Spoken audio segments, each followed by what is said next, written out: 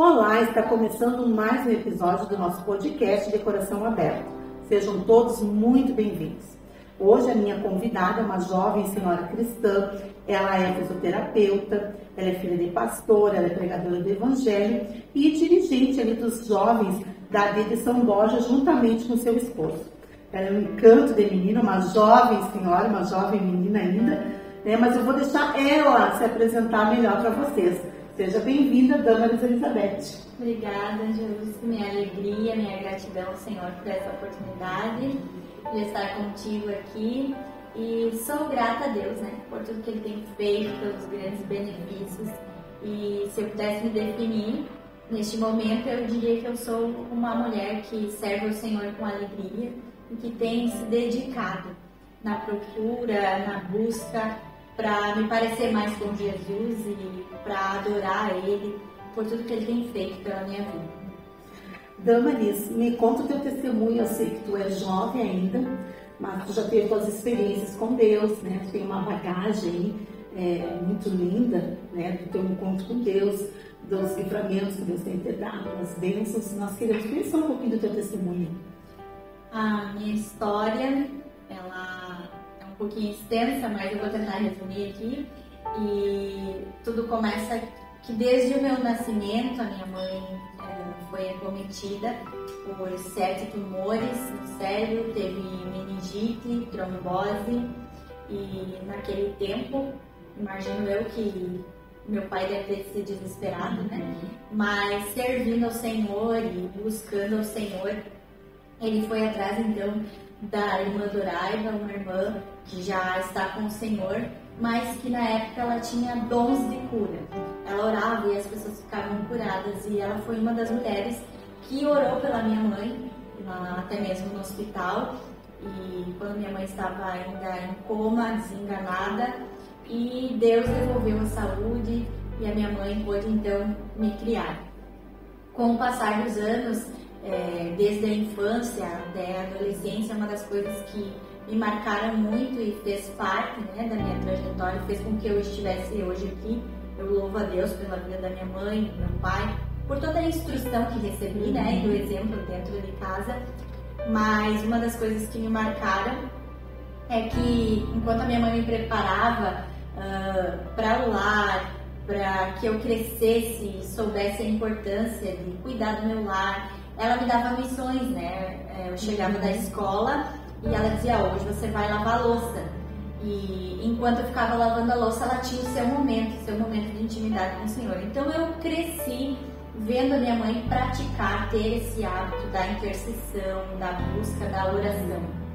Eu chegava da escola, lavava a louça, e quando eu estava livre para brincar, enfim, organizar minhas coisas e estar em casa, durante o corredor, quando eu passava no corredor, eu escutava muitas vezes através da porta a oração, o choro, o gemido, a súplica dela clamando ao Senhor. Mas um dia eu senti no meu coração e ardeu a vontade de fazer a mesma coisa. Então eu decidi e entendi, hoje eu entendo que o Espírito Santo o Senhor já estava me chamando para uma conversa, para uma intimidade, né? Para um processo de um caminho com Jesus, para me transformar, enfim, para me tornar a mulher que eu sou hoje. E eu resolvi obedecer à voz, né, do Espírito Santo, e entrei então para o meu quarto e comecei nessa busca, nessa procura.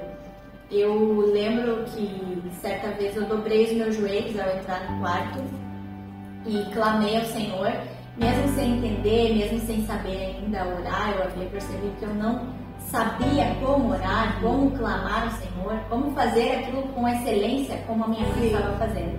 Então eu dobrei os meus joelhos, estendi minhas mãos e disse para o Senhor: Deus, meu Pai sempre prega que quando nós entregamos a nossa vida ao Senhor, o Senhor muda. Então eu quero que o Senhor transforme a minha vida. E a partir daquele dia o Senhor foi me lapidando, a intimidade foi aumentando, porque a cada dia que passava eu sentia vontade, eu sentia o desejo de estar no quarto, orando, buscando o Senhor. Eu lembro que nessa época meu pai me deu de presente uma Bíblia da aplicação pessoal do adolescente, uma linguagem mais tranquila para que eu pudesse entender o que as mensagens, o que as histórias queriam realmente passar. E então eu comecei nessa busca. A cada culto, a cada momento que eu me envolvia mais com os jovens da minha igreja ou com a igreja, enfim, no geral, o Senhor sempre usava alguém para falar comigo: ó, entra no teu quarto, eu quero falar contigo, fecha a tua porta, eu quero me apresentar para ti. E aquilo foi soando cada vez mais forte dentro do meu coração. E certa vez aconteceu que os meus pais estavam fazendo um curso teológico, nós morávamos no segundo piso da igreja, e eles estavam fazendo o curso em uma outra sala, no terceiro andar, e eu era muito medrosa, tinha medo do escuro, era insegura, e eu lembro que para não ficar sozinha dentro de casa por ter medo, eu me fechava no quarto. E naquela noite eu me fechei no quarto e senti o desejo de orar, de ler a Bíblia, e eu comecei ali. Comecei naquela noite, tive um tempo de oração, depois li algumas passagens e daqui a pouco eu comecei a pregar para o quarto, para a parede, para a cama, enfim, para o roupeiro, com uma escova de cabelo, imaginando que muitas pessoas estavam me ouvindo naquele momento. Mas não passava na minha cabeça que Deus futuramente iria fazer isso comigo e que aquilo era um preparo do Senhor na minha vida. Então, naquele momento eu comecei a ministrar, a impor as mãos sobre a parede, sobre a guarda da minha cama, com aquela escova de cabelo, e o Espírito Santo me encheu. A presença do Senhor se manifestou ali no meu quarto e realmente o Senhor se apresentou para mim. E eu senti como se um vento soprasse dentro do meu quarto, como se as janelas balançassem, a porta balançasse. Então eu não suportei, dobrei os joelhos no chão e comecei a chorar e explodir falando em línguas, agradecendo ao Senhor, porque eu entendi que ali estava a presença do Senhor comigo. Quando eu levantei, abri a janela, não havia vento, não havia ninguém dentro de casa, mas eu sabia que alguma coisa havia acontecido e que eu não era mais a mesma. E dali em diante foi um processo do Senhor na minha caminhada. Aos 18 anos, eu fui acometida de 3 nódulos na minha mama, precisei operar, eram benignos, mas foi um processo, porque durante todo esse tempo de recuperação, a médica chegou para mim, melhor dizendo, e disse: Damaris, eu acredito que além desses nódulos na mama, você deve ter uma espécie de cisto nos ovários. E fui investigar, fui fazer o exame, e quando eu fiz o exame eu descobri que eu tinha um cisto do tamanho de uma laranja. O médico não achava outro ovário, enfim, para o diagnóstico eu tinha apenas um ovário e um cisto do tamanho de uma laranja. E eu lembro que cheguei a comentar com uma irmã da igreja, até mesmo para pedir oração, para expressar aquilo que eu estava passando, a minha dificuldade. Ela olhou para mim e me assustou ainda mais, dizendo que aquelas condições me impossibilitariam de ter filhos, de ser uma mulher com excelência dentro de um casamento. E eu voltei na médica desesperada. E quando eu cheguei na médica, Deus foi tão maravilhoso, porque Deus é um Deus de detalhes. Ele cuida do nosso coração e Ele cuida de cada detalhe, né? Ele sabe o meu e o teu temperamento, até onde você pode suportar. Eu imagino que comigo foi mais ou menos essa situação, que quando eu cheguei na médica, ela olhou pra mim e disse assim: eu acredito que você tenha um outro ovário. Vamos fazer um exame, vamos fazer um tratamento, daqui a uns meses você vai repetir o exame. E eu acredito que o teu ovário vai estar lá. E eu fiz o tratamento como ela seguiu, mas durante esse tratamento eu orei muito ao Senhor. E eu lembro de várias vezes chegar diante do espelho e dizer: Deus, se tu devolveres a minha saúde, eu vou trabalhar ainda mais para ti até o último dia da minha vida. Mas eu percebi que hoje eu entendo que aquilo era um processo para Deus curar algumas incertezas do meu coração, me deixar mais firme, mais forte, trabalhar as minhas inseguranças, os meus medos, porque para mim realmente era muito difícil chegar no púlpito, cantar. Eu muitas vezes ouvi meu pai dizer assim: eu vejo o filho do irmão cantando, pregando, gostaria tanto que você fizesse algo, você tem tanto medo, você tem tanta vergonha. E às vezes eu orava e pensava: Deus, nunca vai chegar a minha vez, eu nem sei o que eu quero ser. E às vezes eu até pensava: eu quero cantar. E a minha mãe chegou pra mim e disse: Dani, o que você quer ser quando crescer? Você já pensou? E eu dizia pra ela desde pequena, eu acho que eu quero só cantar. E ela disse pra mim, se Deus te chamar pra pregar e profetizar, eu disse, não, eu não quero. Então hoje eu entendo que Deus estava me colocando numa espécie de processo, me lapidando, para que eu pudesse chegar àquilo que Ele tinha pra mim, não aquilo que eu imaginava, mas chegar diante da vocação, do propósito, do chamado que realmente Ele me chamou e me capacitou para fazer e para ser, né? Que eu acredito que eu estou caminhando para isso, eu ainda estou no preparo, nós sempre estamos no preparo. Sempre. E que idade tu tinha quando tu teve essa primeira experiência com Deus no teu quarto, Vanessa? Eu tinha mais ou menos uns 13, 14 anos. Pergunto a idade para que os jovens que estão nos olhando, né, que estão nos assistindo, né, vejam que Deus, quando tu tem um coração sincero na presença do Senhor, Ele se manifesta independente da idade. Tu era uma menininha ainda com 12, 13 anos, né? E aí tu teve, porque tu queria ter essa experiência com Deus, tu buscava, né? E hoje em dia a gente vê tantos jovens, eu sou muito novo para isso, vou esperar um tempo, né? Mas o tempo é hoje, é agora, né? E nesse teu processo, pelo que tu me conta aí, tu passou por situações bem dolorosas, né? Tu nunca teve aquela fase de rebeldia com Deus, tipo, por que eu tô passando isso, Senhor? Por que tu permitiu? Porque tu passou por essa fase ou não? Com certeza. E principalmente na fase dessa troca da adolescência para a juventude, teve uma fase em que eu gostaria de entender, porque assim, quando nós estamos dentro de um lar cristão e às vezes o pai é obreiro, mas não tem tanto envolvimento com a obra. No meu caso, eu tinha 8 anos, se eu não me engano, meu pai foi consagrado a pastor, mas aí ele já saiu atuando, né?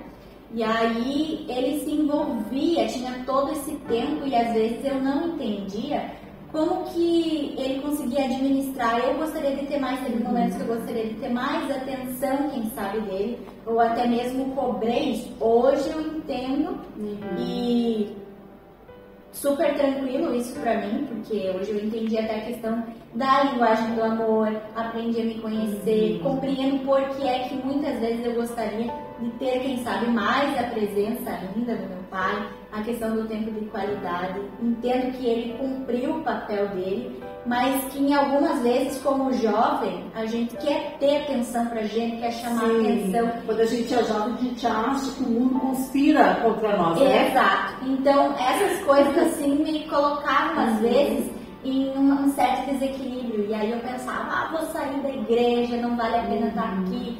Porque às vezes o jovem, a gente tem a mentalidade assim, eu obedeço, faço tudo certo, parece que dá tudo errado.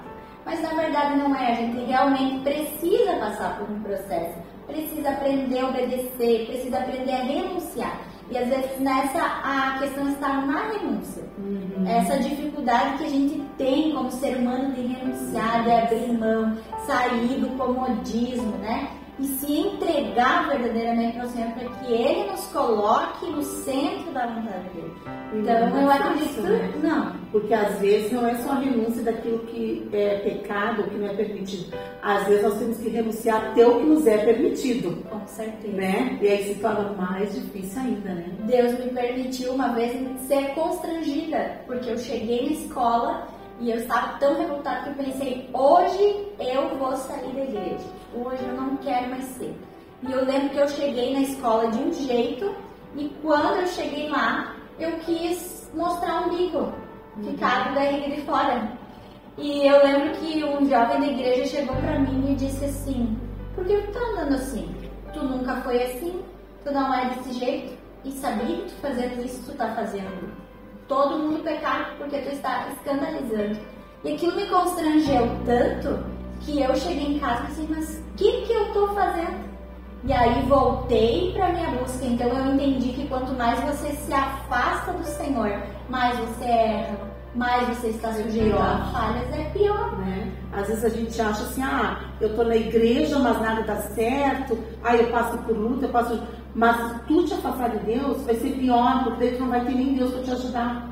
Pelo menos quando a gente está com Deus, a gente passa e o próprio Jesus nos fala que no mundo nós teríamos aflições. Ele nunca nos prometeu um mar de rosas aqui, né? Exato. Nosso descanso não é aqui, né? Mas nós temos Ele para guerrear por nós.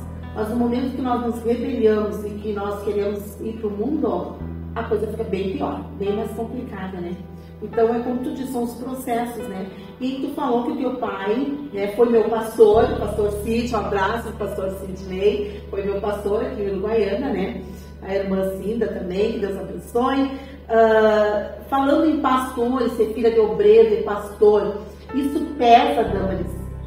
Tipo, eu digo assim, porque geralmente filho de pastor é muito cobrado, né? Por ser filho de pastor, ter filho de pastor, não pode isso, não pode aquilo.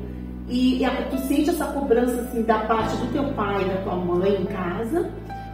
Ou tu sente essa cobrança somente da membresia? Como é que funciona isso pra ti? Como é que tu lida com isso? Se há cobrança, como que tu lida com essa cobrança? A cobrança eu acredito que sempre tem, né? É um peso, é uma responsabilidade. Mas a questão de como lidar com isso, eu acredito que no meu caso foi tranquilo. A minha mãe sempre foi muito clara, sempre houve muito diálogo dentro da minha casa, então eu acho que isso ajudou bastante, né? Claro, durante a adolescência, juventude, eu tive aí minhas dúvidas, minhas frustrações, normal, de adolescente, as minhas cobranças que todo jovem faz. Mas eu lembro de coisas assim, ó, minha mãe sempre chegou e disse pra mim: você precisa entender que o teu pai tem um ministério e que o que você fizer pode prejudicar, você pode escandalizar e você tem a responsabilidade de manter também e zelar o ministério do teu pai, tanto quanto eu como filho. Então aquilo, no momento que ela me falava, aquilo parecia um peso tão grande, mas hoje eu louvo a Deus pela vida dela, pela sabedoria dela ter me colocado essa responsabilidade, porque hoje, como esposa de obreiro, eu sei que eu preciso, como eu preciso me importar e que eu também faço parte do ministério do meu esposo e que as minhas atitudes podem abençoar e fazê-lo avançar, como podem regredir como uma mulher virtuosa, né? E à toa.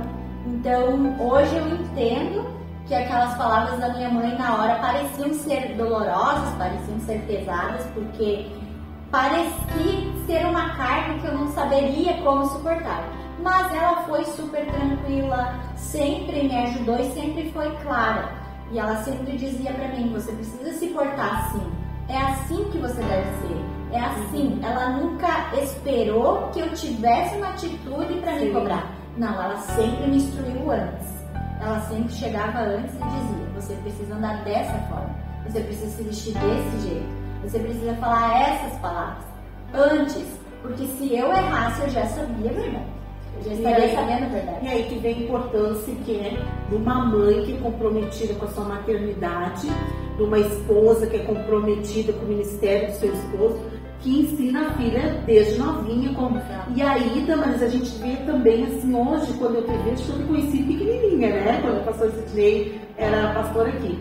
A gente vê assim, na mulher que tu te tornou, né, na cristã, sempre dando um bom exemplo, nunca escandalizando, né, e como tu disse que valeu a pena. Né? Eu acho que é gratificante para uma mãe quando vê que a sua filha seguiu os seus passos que ela ensinou. Né? E é isso que tu pretende também, quando tu tiver teus filhos, passar para teus filhos ensinar desde pequenininho também.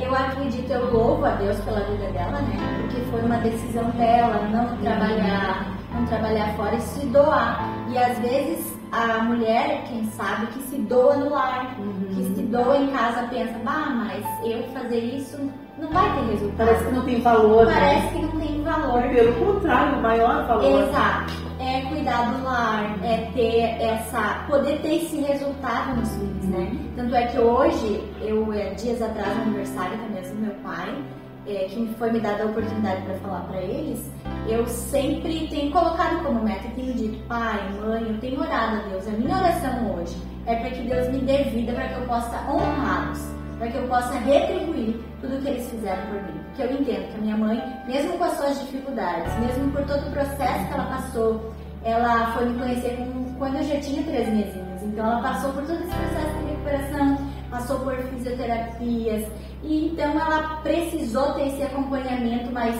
quando ela me pegou nos braços, ela conta que me entregou para o Senhor. Então hoje eu entendo que eu preciso retribuir né? Ela poderia ter estudado, ela poderia ter se formado, ela poderia ter tantas coisas hoje, mas ela se abdicou de tudo isso para se dedicar ao lar. Então, eu me sinto na responsabilidade como filha e também ser uma abençoadora, uma auxiliadora dentro da minha casa. Tanto é que hoje Deus me deu a oportunidade, né? Me trouxe agora para perto novamente, porque depois eu casei, fiquei 5 anos morando em outra cidade e hoje Deus nos deu a oportunidade de morar juntamente com eles. Hoje eu divido a casa com os meus pais e tenho a oportunidade de cuidar ainda mais deles, né? E abençoar e chamar dentro de casa, né? E daí a promessa do Senhor vai se cumprindo, né? Quer ter dias longos, prósperos na terra, honra pai e mãe. Com certeza. Né? Damaris, eu li no teu Instagram uma frase que dizia assim: quando pedi a Deus que me fizesse feliz, Ele ousou me fazendo grata. Eu achei tão linda essa frase. Né? E eu queria te perguntar em que ocasião que tu escreveu essa frase, quando que Deus te deu essa frase. E eu vejo que tu reconhece, né? É que Deus sempre faz o melhor, mesmo, mais do que a gente pede, né? Porque tu colocou, quando tu pediu que Deus te fizesse feliz, Ele te fez grata, né? E eu acho que o mais importante, porque quando a gente tem a gratidão no nosso coração, as bênçãos nos acompanham, né? Deus vai acrescentando. E eu queria que tu me contasse um pouquinho sobre essa frase que eu achei tão linda. Essa frase foi algo que ardeu essa semana no meu coração e ela veio e eu precisei escrever expressar assim, porque realmente é como eu me sinto hoje. Como eu te falei, eu já passei por alguns processos, vários processos, e como eu já havia comentado, um deles foi quando eu tive esse problema de saúde e quando eu voltei na médica e a médica disse: não, eu acredito que você tem esse outro ovário. E eu fiz o tratamento, me dediquei ao Senhor, voltei, realmente eu tinha, mas a médica sempre disse pra mim: você terá dificuldades para engravidar. E quando eu casei, esse desejo estava tão aflorado no meu coração que meses após ser casada eu já queria tentar ter filhos. E quando eu comecei nessa busca, nessa procura por filhos, eu fui percebendo que era uma condição, era uma situação, um problema que, quem sabe, eu não queria aceitar.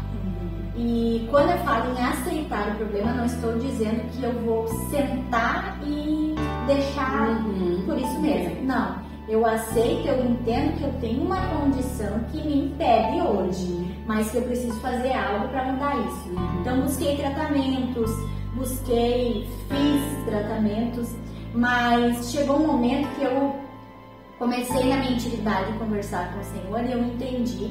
E eu tenho dito para o Senhor: Deus, independente de filho ou não, eu preciso entender que Tu és suficiente para minha vida. E que eu não quero me tornar uma mulher que precisa de um filho para ser feliz, que precisa de bens materiais para ser feliz, que precisa de que os meus sonhos, os meus desejos aconteçam para ser feliz. Eu quero ser grata independente disso. Eu quero ser grata, eu quero viver o contentamento que a Bíblia fala. E então foi nesse momento que eu parei e quando eu vi a foto, porque eu escrevi essa frase numa foto, né, que eu estava com o meu esposo, e foi quando a foto do seminário de namoro para os jovens que nós estávamos ministrando. E esse seminário tem um significado muito importante para mim, porque eu lembro de que o Senhor me ajudou e me direcionou nas minhas escolhas. E que todas as minhas ofertas, renúncias, aquilo que eu dediquei da minha vida para o Senhor, de como eu me preservei, escolhi esperar, né, me guardei para o casamento, Deus hoje me abençoe e me retribui. Então, tudo que a gente faz para o Senhor tem retorno, e tem retorno de bênção. E isso é perfeito, e é por isso que eu sou grata ao Senhor, por tudo que Ele tem feito. Porque até mesmo nas lutas, Ele me ensina grandes lições. Até mesmo nas lutas, Ele me ensina que eu preciso melhorar, que eu preciso ser mais forte, que eu preciso avançar estações, que não tem a possibilidade de eu ficar estagnada em uma estação. Eu só fico estagnada se eu quiser. Nós temos 4 estações no ano: outono, verão, inverno e primavera. Mas eu preciso passar pelas 4. A não ser que eu fique trocando de cidade para viver só numa estação, né? Trocar de estado, país, enfim. Mas eu preciso avançar. Cada uma delas tem uma característica diferente. Frio, calor, tem a questão da vitamina D que o sol traz, mas ele também seca. No inverno tem as noites frias, as lágrimas, o choro, mas a primavera é o tempo de florescer. Então eu entendi que quando a gente está na primavera, a gente é grata, a gente é feliz, a gente é agradecida a Deus. E eu tenho buscado o Senhor a não ser uma mulher que murmura, mas ser uma mulher que agradece e que bendiz ao Senhor independente do que eu tenho ou deixa de ter, né? Então eu acredito que é mais sobre isso, o cuidado que Deus teve com o meu casamento, as providências, e como esse seminário surtiu efeito, porque Deus, chega um tempo, eu entendi que Deus ele vai te guardando, vai te escondendo, mas durante esse esconderijo, esse secreto, ele vai te lapidando, te preparando para o momento da exposição. Assim como é a flor, você planta, você rega, vem o caule, vem a espiga e daqui a pouco vem o fruto para você colher. Então a nossa vida é assim, à medida que você vai se aprofundando no Senhor, Ele vai te preparando, mas vai chegar um momento que tudo aquilo que Ele te deu é tão grandioso que você não vai poder ficar só para você. Você precisa expandir, você precisa abrir, você precisa multiplicar e dividir com outras pessoas, né? E aí vem o momento da exposição, que é quando Deus sopra o teu nome, Deus te coloca em lugares que você jamais imaginou e faz coisas extraordinárias que você jamais pensou viver. Que lindo, né?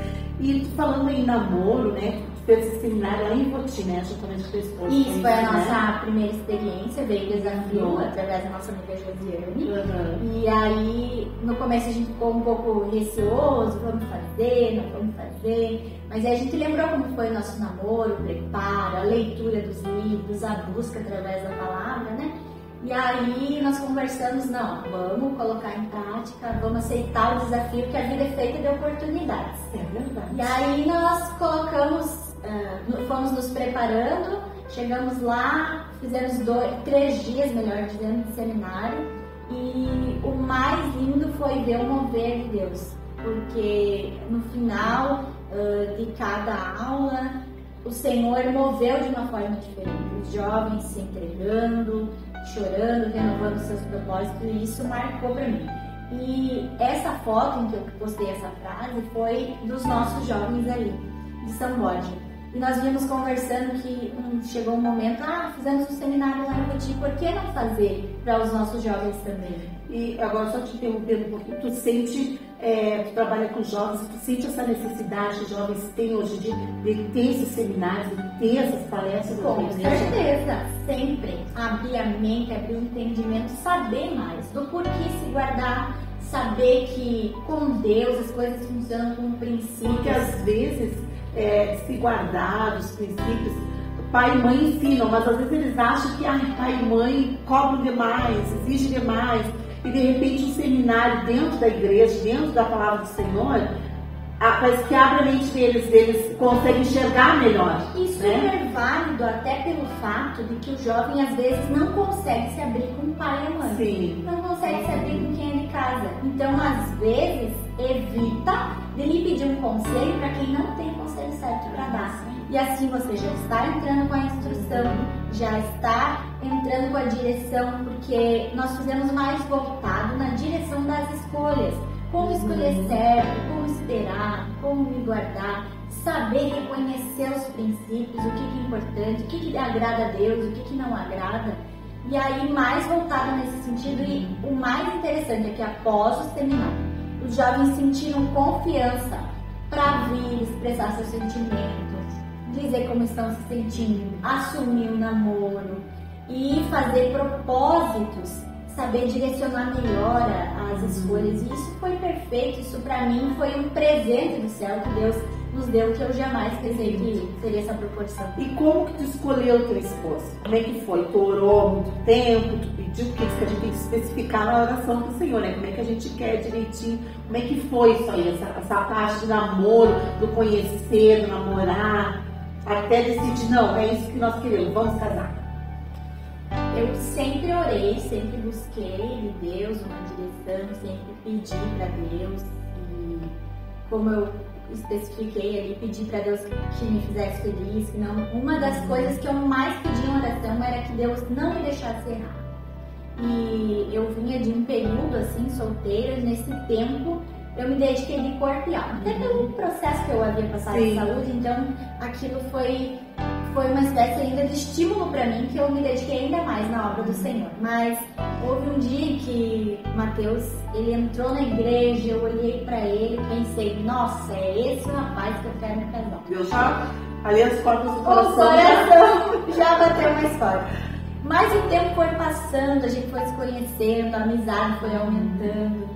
E chegou um dia que ele me instigou e eu precisei contar para ele da minha admiração, daquilo que eu já gostava nele e coisas que eu admirava. Uma das coisas que eu mais gostei nele nesse tempo de conhecer, né, do namorar, da conquista, foi de como ele se dedicava para o Senhor, como ele buscava, como ele levava a Deus a sério e as coisas da igreja. E não faltava culto, estava sempre ali. Na verdade, nós nos encontrávamos mais em congresso, né? Porque ele era de outra cidade. Mas sempre que eu via a forma com que ele tratava as pessoas, até mesmo as outras meninas, eu observava. Sim. Mas chegou um momento em que a nossa amizade evoluiu e aí nós falamos um ao outro, confessamos um ao outro que estávamos nos gostando. E aí ele me fez uma pergunta nesse dia, perguntando pra mim, e agora, como vai ser? E daqui pra frente? Porque moravam em cidades Nós diferentes, morávamos né? em cidades diferentes. E aí eu disse pra ele, eu não fico, eu só namoro, noivo e caso. Porque era o meu propósito com o Senhor. E aí ele disse, então tá bom, eu aceito o desafio. E aí nós oramos por uns 10, 11 meses, até ele se sentir seguro o suficiente para falar com o meu pai, mas nesse tempo foi um processo também maravilhoso de aprendizado, nos aproximando de Deus. Toda noite, por meia hora, nós dobrávamos os joelhos e orávamos. A minha sogra até brinca comigo que algumas vezes encontrou ele dormindo na beira da cama, mas pelo menos ele dobrava o joelho. Não, ele orava antes, né? Com certeza, mas aí o cansaço, o dia a dia, o sono ali acabava vencendo, né? E eu entendo que foi aí que Deus nos abençoou, né? Esperamos aí, quando ele pediu minha mão pro meu pai, nós continuamos na oração. Quando ele vinha para namorar comigo, até no seminário, nós contamos um pouquinho da evolução do namoro, a história do namoro, que lá em 1900, o namoro, o pai e a mãe tinham que sentar no meio, não podia nem pegar na mão. Eu quase peguei essa fase, olha, foi por um pouquinho, mas as irmãs sentavam na sala juntas, as duas. E o Mateus costuma dizer para o jovem que o nosso namoro era de 1900, porque a minha mãe sempre, até nisso, ela teve cuidado, zelo, nunca nos deixava sozinhos, sempre nos ajudou, sempre nos aconselhou, foi aberta, estava sempre junto. E eu acho que isso também somou, Isso né? é lindo, porque na hora, na época, a gente não entende, né?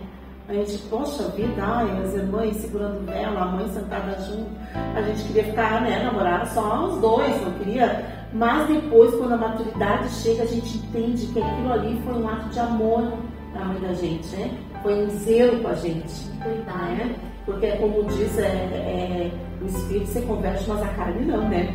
Então, assim, a gente vê que é um zelo da parte dos pais da gente, que na época a gente não reconhece e acha que é muito chato. Mas depois, no futuro, a gente vai entender, né? E vai agradecer. E depois, com o noivado, o Mateus, na época, estudava ainda, ele fazia engenharia mecânica e eu estava me formando na faculdade. E aí, nós fizemos um propósito, que naquela época abriu uma vaga para um estágio, nós não tínhamos emprego, não tínhamos renda ainda, e nós queríamos noivar. E aí, uma tia do Mateus começou a nos ajudar, porque nós fizemos um propósito de juntar 10, 20 reais para comprar as alianças. Mas quando surgiu essa vaga, nós oramos e ele disse pra mim, ó, se eu conseguir esse emprego, se eu conseguir essa vaga de estágio, nós vamos noivar até o final do ano. E ele me falou aqui uns dias, eu orei, voltei, retornei pra ele e disse, ó, vou fazer uma contraproposta. Vamos marcar a data do noivado e oramos pra Deus abrir a porta do estágio. Ele aceitou, concordou, por livre e espontânea pressão. E aí, naquela semana, passando-se uma semana, ele disse pra mim, acho que não vão me chamar, nós estamos com o noivado marcado, e agora o que nós vamos fazer? Naquele dia, ligaram pra ele, e ele começou então no estágio, já recebia uma... E aí tu já vê que era a aprovação de Deus, então Deus estava no negócio. E para o casamento foi da mesma forma. forma. Nós casamos em novembro, em outubro ele foi efetivado. Deus cuidou de cada detalhe, o lugar onde nós iríamos morar, os móveis que nós não tínhamos condição de pagar. Muitos irmãos na época se levantaram e ajudaram. Um me deu a geladeira, outro ajudou com o fogão. Então foram coisas extraordinárias assim que eu louvo a Deus e eu vi a provisão de Deus nisso.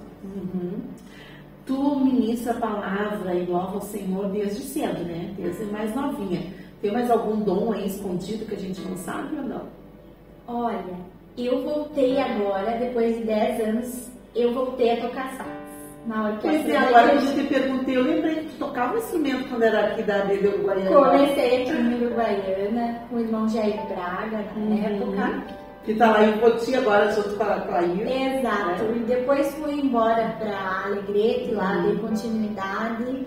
E aí toquei na orquestra lá. E quando meu pai assumiu a igreja de São Nicolau não tinha orquestra, era uma cidade pequena, de 5.000 habitantes. Então nós não tínhamos e eu acabei parando de tocar e me dediquei em outras coisas na igreja. Até mesmo nessa questão de pregar, eu desenvolvi mesmo, foi lá. E hoje eu ainda costumo dizer que eu não prego, mas que eu sou testemunha. Mas isso foi desenvolvendo, né? E várias outras coisas. Trabalhei também com as crianças no departamento infantil, ajudei. As primeiras ministrações que eu saí, que eu ministrei sem ser na minha igreja, foram com crianças, foram em algumas congregações, em algumas outras cidades que eu fui com crianças. Hoje em dia é uma coisa que eu já deixei mais de ladinho, já avancei para outras áreas, né? Que eu acredito que com Deus a vida da gente é um ciclo, né? E aí Ele vai nos direcionando para alguns caminhos.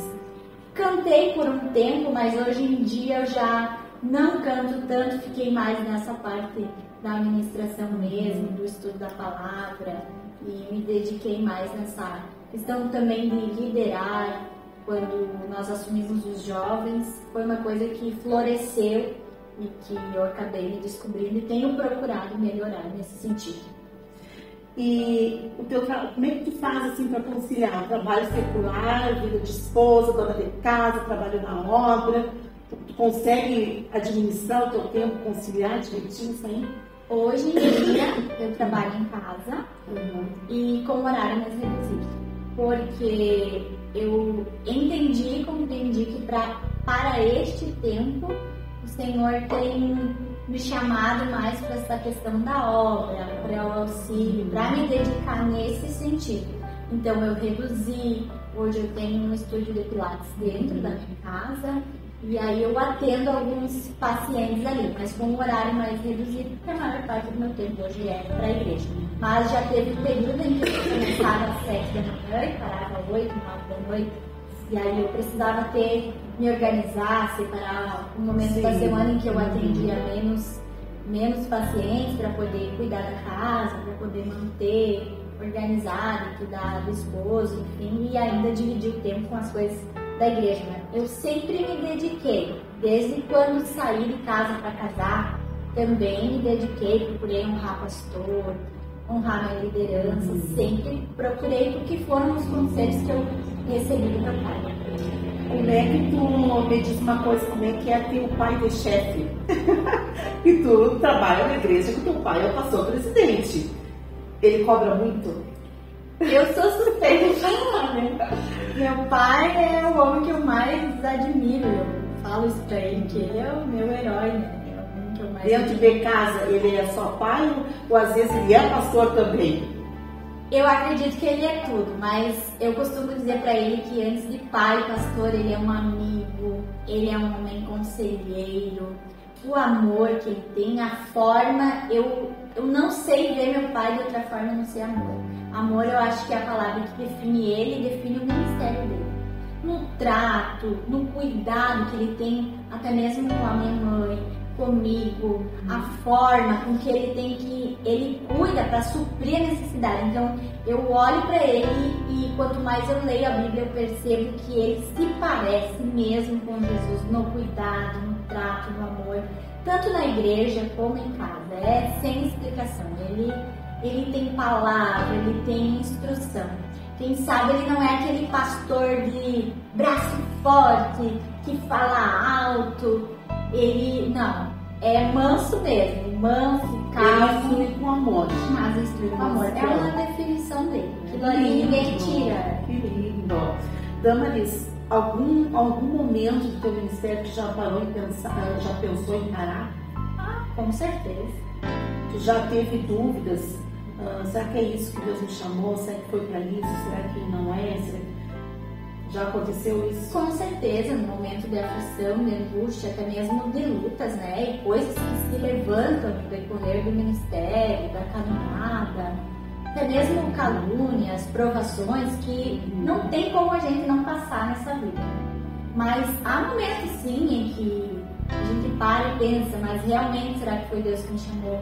Será que foi Deus que me plantou neste lugar? Mas eu tenho entendido que Deus tem nos chamado por resposta, para ser resposta, né?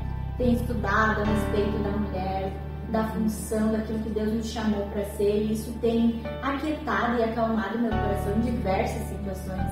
Mas aí a gente se volta para Jesus, volta para o secreto e clama, e Deus sempre nos dá força, nos responde, né? E nos ajuda nesse momento de dificuldade. Mas eu acredito que todo mundo passa. Se disser para mim que não sente ou que não passou por um momento assim, acredito que não seja verdade como ser humano. E como é que tu sabe, assim, quando tu tem um compromisso para pregar a palavra, como é que tu sabe, foi Deus que me deu essa palavra? Tu sabe que não é da tua emoção, do teu coração, mas é Deus que quer que tu fale aquilo ali. Como é que tu tem essa conexão com Deus? Como é que tu entende isso? Porque aquela palavra fica fervendo no coração, na mente, ela não sai. Você pode até pegar a Bíblia, tentar ler outra história, tentar procurar outra palavra, tentar tomar outro caminho, mas não, aquela palavra volta sempre naquela. Isso, fica fixada ali e ela fica latejando, palpitando em ti, e você precisa falar. E se você tenta fugir, eu acho que toda pessoa que prega, que ministra, já passou por isso. Se você tenta fugir daquilo que Deus está sussurrando na tua mente, no teu ouvido, no teu coração, as coisas parecem que não fluem. Mas quando você vai pelo caminho que é aquela palavra exata, aquilo que Deus falou para você, e você obedece, aquilo ali te dá uma paz e a palavra flui. É como se Deus colocasse as palavras na tua boca, sabe? E você falasse com leviandade, e você fala aquilo ao natural. É como se Deus dissesse, não, realmente é a minha confirmação, aquilo vai ao natural, flui. Como é que é o teu devocional? Né? Porque antigamente na Assembleia de Deus, pessoal, a gente sempre via muito falar em culto doméstico, né? Devocional a gente começou a ver, falar uns anos pra cá, que a gente começou a abordar o tema devocional, que é o teu tempo ali devotado a Deus, né? Mas a gente sempre falava muito culto doméstico. Tu consegue fazer o teu devocional todos os dias? Consegue conciliar o teu tempo ali, como eu falei, de esposa, de casa, de trabalho secular, de igreja, ter esse teu tempo com Deus? Todos os dias é bem complicado, né? Até eu estaria mentindo se eu dissesse que faço todos os dias. Mas eu me empenho para fazer ao máximo. Hoje em dia, eu sempre gostei muito de fazer à tarde. Até quando eu tinha meu atendimento dentro de casa, na outra cidade que eu morava, e tinha menos tarefas na igreja, e eu vivia mais trabalhando, mas fazia algumas coisas na igreja, eu tinha um espaço que o paciente não vinha, eu conseguia ir tirar aquele tempinho. Mas hoje em dia, como eu consigo administrar melhor o meu tempo, com esse horário mais reduzido, eu procuro deixar amanhã, o início da manhã, um tempinho de manhã. Então, eu levanto mais cedo e tento me organizar para fazer meu devocional pela manhã. Antigamente eu gostava à tarde, mas hoje o meu tempo, como à tarde tem mais tarefas, e pela manhã eu também tenho mais. Amanhã, logo que eu levanto, a primeira coisa que eu faço de manhã, vou lá ter o meu momento com Deus. Às vezes eu levo o meu chimarrão, mas às vezes eu também aproveito para jejuar, faço aquele meu cantinho onde eu me encontro com o Senhor, decoro, arrumei uma poltrona, um cantinho lá no meu quarto, mas às vezes eu também gosto de fazer aquele meu cantinho lá na sala, onde eu posso ler um bom livro, posso ler um capítulo, alguns versículos da Bíblia e fico comendo, esmiuçando aquela palavra, né, e refletindo sobre aquilo que o Senhor quer falar comigo. E aquilo me sustenta o dia inteiro, é uma bênção. Uma mulher da Bíblia que tu admira? que eu admiro é Joquebed. A inteligência, como ela soube confiar, entregar o filho naquele rio Nilo, a forma com que ela permitiu que a sabedoria de Deus fluísse na mente, no coração dela, e a coragem que ela teve, né? Diante de toda aquela situação, ela conseguiu ainda assim entregar o filho e confiar que Deus ia prover, né? Que Deus ia fazer alguma coisa em prol daquela criança. Qual mulher da Bíblia que tu te acha parecida? Ana, com certeza. Desde a busca, da procura, do motivo, do anseio, a forma. Ana, com certeza eu olho para ela e me enxergo. O sobrenome de Ana seria Damaris. Ana Damaris. Com certeza. Qual mulher que te inspira a chegar mais perto de Deus? Com certeza minha mãe sempre. Vai ser sempre ela, né? Por tudo que ela fez e já passou e por quem ela é. Com certeza é ela. Um versículo? Salmos 37, versículo 4 e 5. Deleita-te também no Senhor e Ele concederá o desejo do teu coração. Entrega o teu caminho, Senhor, e confia nele. O demais Ele fará. Um louvor. Bondade de Deus. Meu Deus, esse hino, toda vez que eu escuto, é um bálsamo, a gratidão do Senhor expressa, a gratidão pelo Senhor expressa ali naquelas letras. Canta um trechinho aí para nós. Te amo, Deus, tua graça nunca falha, todos os dias eu estou em tuas mãos, desde quando me levanto até eu me deitar, eu cantarei da bondade de Deus. E aí expressar que Ele é fiel em todo tempo. Lindo. Uma oração. Só as que eu tenho para adorar o Senhor. E por essa oportunidade é que eu quero deixar aqui e orar contigo também, nesse momento e nessa oportunidade, para agradecer ao Senhor. Um conselho que tu diria para os jovens de hoje, que ainda não casaram, né? Ou também para as jovens senhoras que recém casaram, o que tu diria? Busque a Deus em todo o tempo, reflita muito sobre o que é ser mulher, sobre o cuidado com o lar, o cuidado com o esposo e desejar sempre ver o crescimento do esposo, dos filhos e participar disso, ajudar o marido a crescer, a ajudar o marido a frutificar, a trazer ele para mais perto de Deus e honrar Deus acima de todas as coisas. Amém. Então é isso, né? Estamos chegando ao final de mais um episódio do nosso De Coração Aberto.